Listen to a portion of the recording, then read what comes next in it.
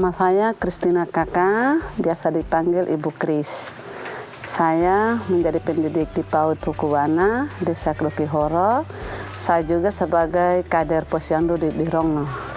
Kalau saya punya anak PAUD sebelum ikut pelatihan itu, mereka hanya banyak cengeng, banyak bermain karena kami juga guru begitu belum banyak kreatif toh. Cuma tadi itu hanya mewarnai, menyanyi. Mereka itu hanya suka menyanyi begitu saja. Apalagi ibu gurunya suka menyanyi juga toh, belum banyak kreatif. Demi tetap mendapatkan perhatian dan menjaga semangat di ruang kelas, pendidik kerap menyerah pada keinginan anak. Pada akhirnya, pendidik seringkali membiarkan anak melakukan kegiatan yang menyenangkan bagi mereka. Misalnya menyanyi tanpa ada kemajuan dalam proses belajar. Cerita semacam ini tidak hanya dialami oleh Mama Kristina, tapi juga oleh kebanyakan pendidik PAUD lainnya, karena terbatasnya kegiatan dan stimulasi yang diketahui oleh para pendidik. Saya membuatkan kreatif buat anak-anak itu sepertinya bola-bola itu, supaya otot-ototnya mereka terbiasa waktu meramas begitu, bermain begitu sambil mereka ini. Jadi mereka bisa pegang biasa di sini krayon Ibu. Tadi kan mereka sudah bisa belajar, tangannya sudah agak lunak, mereka bisa belajar lagi tulis 1 sampai 10 sambil mereka tulis dengan mereka membuatkan variasi. Saya pakai sendok. Jadi sendoknya itu mulai dari saya tulis angka 1, 2 sampai 10. Nah, ketika mereka menghitung ini sendok, baru orang pegang begini lagi. Kira-kira berapa sendok yang mereka pegang itu, jumlahnya seberapa begitu.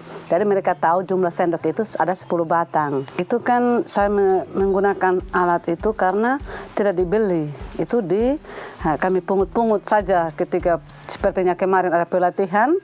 Ada itu yang di sampah-sampah, jadi saya pilih menggunakan ke PAUD karena kami tidak punya modal juga untuk beli begitu Ibu. Jadi kami pilih saja yang tidak punya harga begitu, yang tidak ada harga. Memang kemarin pikir-pikir mana uangnya untuk pakai beli ini itu, tapi ternyata waktu ikut pelatihan bahwa luar biasanya itu yang pakai dengan yang dari limbah begitu, yang barang yang tidak dipakai, yang tidak butuh uang lagi begitu.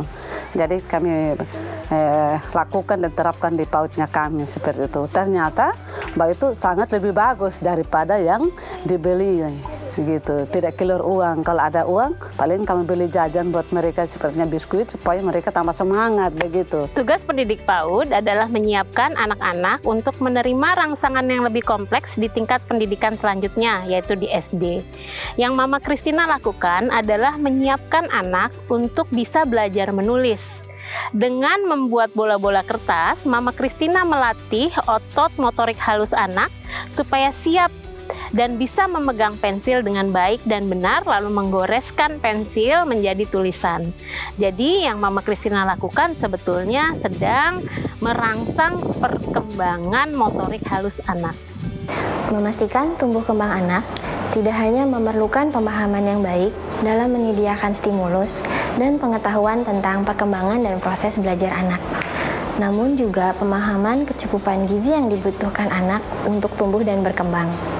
Ini adalah modal anak untuk mampu menjalani hari-hari yang diisi bermacam pembelajaran yang berharga, sehingga nantinya akan menciptakan suatu siklus holistik dalam perkembangan anak. Sebelumnya kami ikut pelatihan, memang ada seorang ibu yang kami temui bahwa tidak bisa untuk makan daging dan tidak bisa untuk makan jagung karena ketika makan ibu juga sakit perut begitu. Tetapi karena sesudah saya ikut pelatihan, saya sudah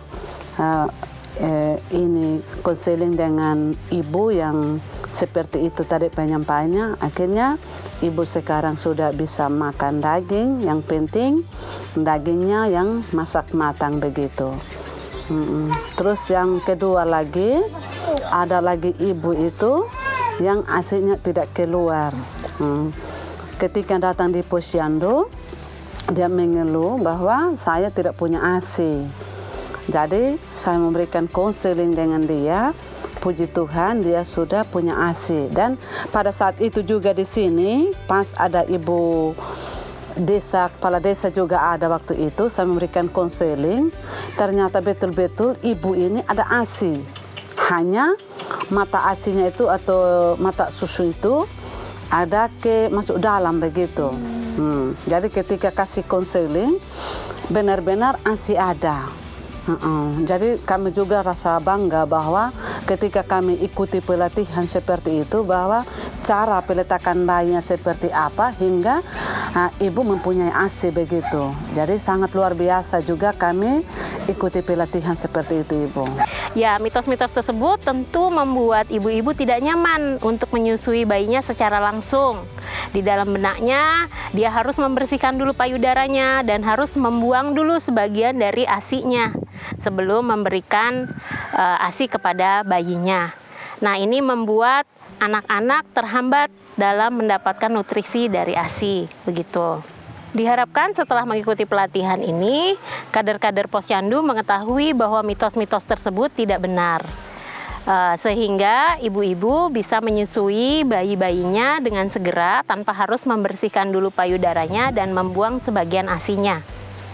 Pengetahuan kader Posyandu ini sangat penting karena merekalah yang akan memberikan informasi kepada ibu-ibu dan pada akhirnya akan memberikan dampak positif terhadap pemberian nutrisi bayi-bayi melalui pemberian ASI. Keberhasilan pemenuhan nutrisi tidak pernah lepas dari kontribusi orang tua anak-anak usia dini untuk mendukung pertumbuhan dan perkembangan anaknya. Adalah kerja keras Mama Christina serta pendidik PAUD dan kader Posyandu yang saling memahami pentingnya peran masing-masing dan bekerja samalah, maka orang tua dapat semakin sadar mengenai berbagai hal-hal yang dapat dilakukan untuk memastikan tumbuh kembang anak yang utuh. Terima kasih atas ilmu dan pendampingan dari WLF Adaro ACR Indonesia. Harapannya kami itu tetap didampingi terus dan bahkan kami juga mau dikunjungi terus, jangan dilepas begitu karena masih banyak kekurangan-kekurangan kami di PAUD.